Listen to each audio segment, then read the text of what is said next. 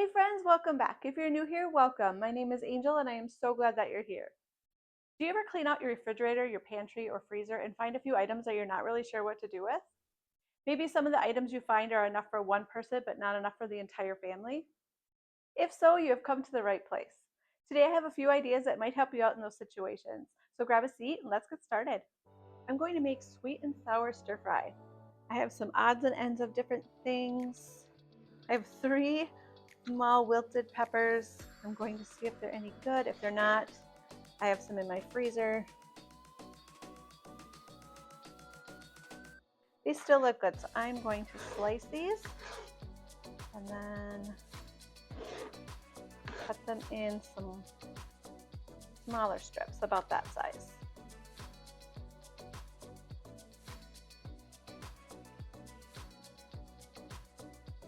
And then I have some frozen colored peppers. I'm just going to cut those.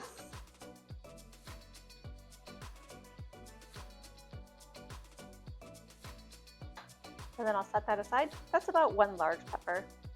Then I have this part of an onion that has been in my fridge for a while. I'm going to cut this off and get that chopped up.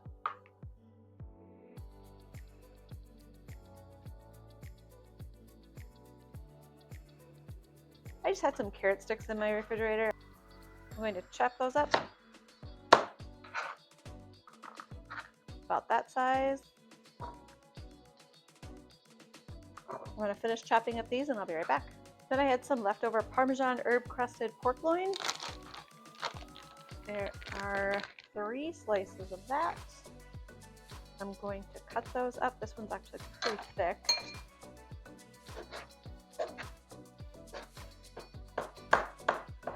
I'm going to cut those about that size. I'm going to finish cutting up these and I'll be right back.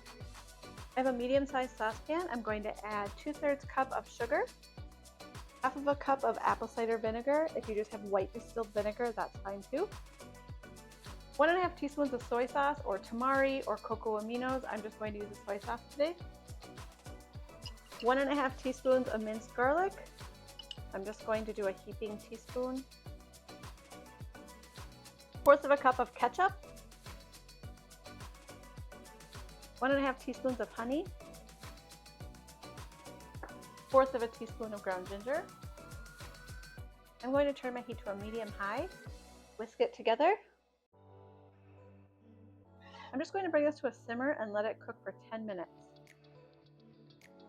While I'm waiting for this to cook, I need 3 tablespoons of cornstarch, which I have here. To this, I'm going to add 3 tablespoons of cold water. And I'm just going to put a lid on this and set this aside. This is coming to a simmer. I'm just going to turn this down just a tiny bit more, so make it more of a medium, and let it continue to simmer for 10 minutes. All right, after 10 minutes, I am going to shake up my cornstarch and water. I ended up turning my heat to a low. I might need a little bit more water. This is pretty thick. 1 more tablespoon of water.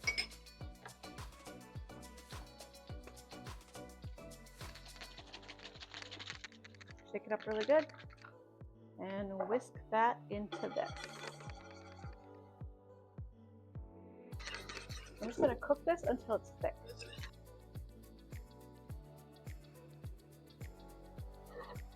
Just bring it back to a simmer and it should be nice and thick. I'm going to turn it up just a little bit. On medium. Just continue whisking it so it doesn't clump up. There we go. Now it's getting thick. All right, I'm going to turn my heat off and set this aside. I'm going to be using my electric skillet. I have my temperature set to 300 degrees. You could cook this on the stovetop and use a large saute pan. Set your heat to medium-high. I'm going to add some canola oil. You can use vegetable or olive oil too. Let me get this hot. I'm going to add my onions and carrots. These are going to take a little bit longer. These have been cooking about 5 minutes, and I'm going to add my peppers.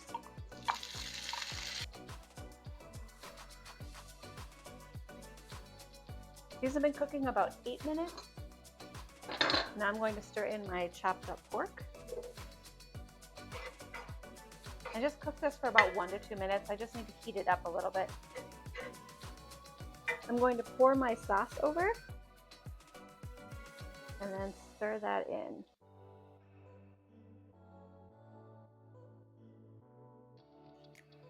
And then give this about 1 to 2 minutes to warm up, and it is ready to serve. I have some minute rice that I cooked in the microwave.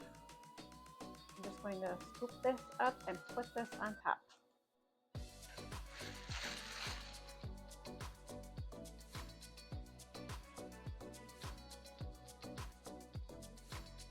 And that's dinner tonight, sweet and sour stir fry. I checked in my freezer and I have 2 chicken drumsticks. I had a little bit of green peppers. I cook up some dried black beans and I froze them. I like to keep them on hand. This is equal to 1 can of black beans. And I looked at my pantry and I have about 1 cup of rice left, long grain rice. I think I'm going to make Southwest chicken and rice. I could just reheat the chicken like this and have a small meal. Instead, I'm going to take the meat off and I'm going to make a meal for all of us.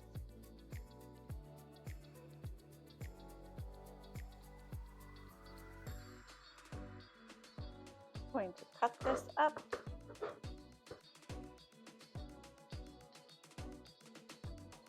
I'm going to chop up the peppers. These are frozen, these will work.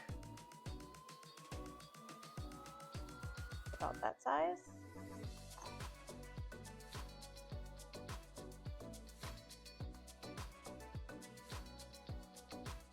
I'm going to make this in my pressure cooker.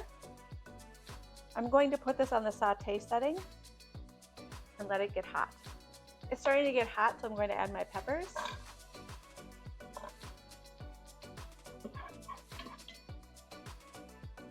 Since these were frozen, they're pretty soft anyway, but I'm just going to saute them just for a few minutes. Then a few minutes, I'm going to add my rice and cook it about 1 minute. Kind of like when you make rice-a-roni.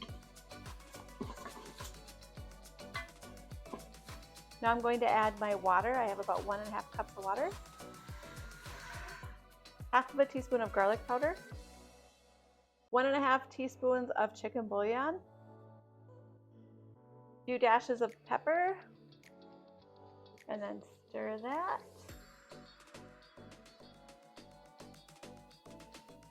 I'm going to stop this saute function because I'm going to set my pressure cooker in just a second. I'm going to add my chicken and my black beans. If I were using a can of black beans, I would drain and rinse them first. And then stir that together just a little bit. I'm going to cover, put it on the rice setting, and let it do its thing. All right, I'm going to add just a little bit of water to this. Sometimes it needs just a little bit. And then stir it. Add a little bit more.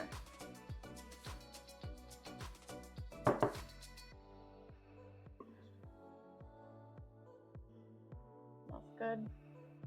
And then I have about 1.5 cups of Colby Jack cheese.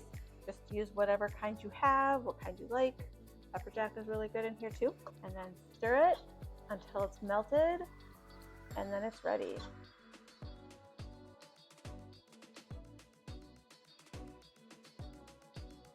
I tasted it, and I think it needs just a couple pinches of salt. But everything else is very, very good. And that's dinner tonight, Southwest chicken and rice. I'm going to make grilled fried egg, ham, and cheese sandwiches. I have my electric griddle, but you could always make this on the stovetop. Cook over medium heat in a large skillet. I'm going to turn my heat on my electric griddle to 275 degrees. Starting to get a little hot, I'm going to add a little oil. I have some canola oil. You could use vegetable or olive oil if you'd like. I'm just going to use my silicone brush. Once the pan is hot, usually about 90 seconds, I'm going to add my eggs. I'm just going to carefully pour these on so they do not spread too much.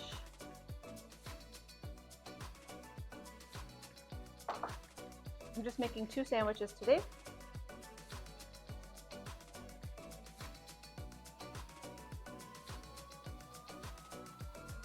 Season with a couple pinches of salt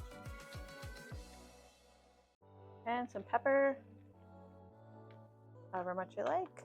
That looks good. I like to keep my silicone brush handy and kind of spread the oil around when I flip this. It's a little tricky to do two-handed, but I can do it.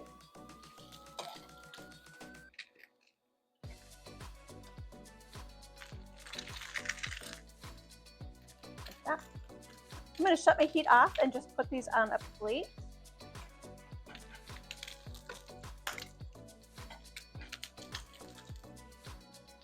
I let this cool a little bit. I'm going to wipe this off with a paper towel. I know I could grill it on the oil. I just like the butter flavor. Put my bread on. I buttered one side, just like you would grilled cheese. I turned my heat back on. Turn it to 275. If you're cooking this on the stovetop, you can cook this over medium-high heat. I'm going to put my egg on. Do this carefully.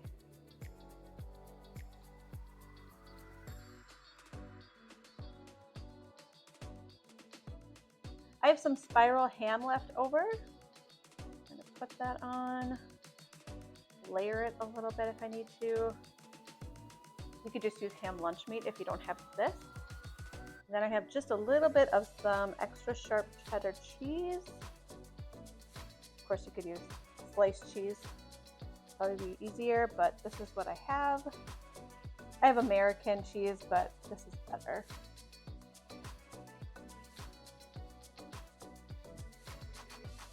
Okay, I'm gonna top with the other slice, and then just grill it like you would a grilled cheese. I just have to be careful when I flip this.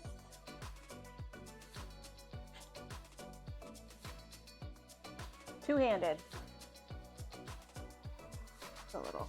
I'll let that sit for just a few more seconds. Okay.